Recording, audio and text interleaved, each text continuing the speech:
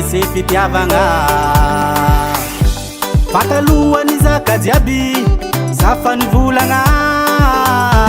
zao fa manambady napetrako condition namezano solution nametraka condition tamino za tsy manabataba tokatragnoko tafara nao niova toetry antsoantsonao fa tsy lerany santeteky karaha fampiady ambady zegny tsy pare aleonitsika roe aravagné aza magnantsoantso fa zaho mavozo misarake aza magnantsoantso fa zaho matavy vadiko e ary tsy mety tsy mety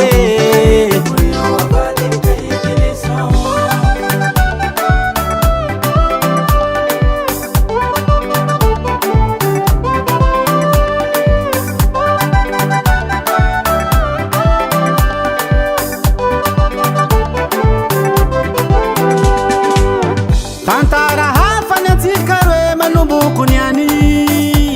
tiany mbola secret tsy nataonao publicité na tiako anao nanao kotiaza aleo atsika misaraka zegny matsarara karaha fa ty banjigny anao atahorako androbatra ary tsy mety tsy mety aza magnantsoantso fa zaho mavozo misarake aza magnantsoantso fa zaho matavy vadiko e ary tsy mety tsy mety aza magnantsoantso fa zaho mavozo misarake aza magnantsoantso fa zaho matavy vadiko e ary tsy mety tsy mety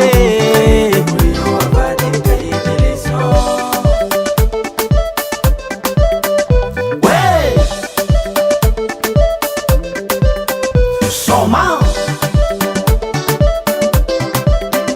ouais anjaranao toko mieritreritry fa karaha zay koragny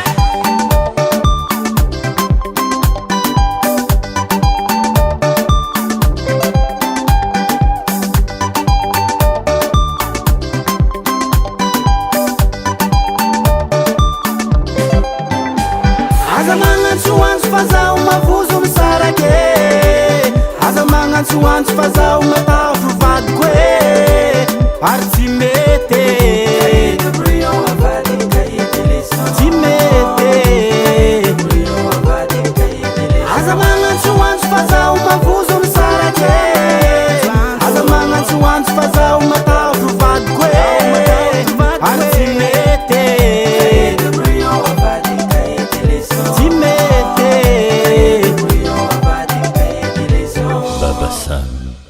Apa aminao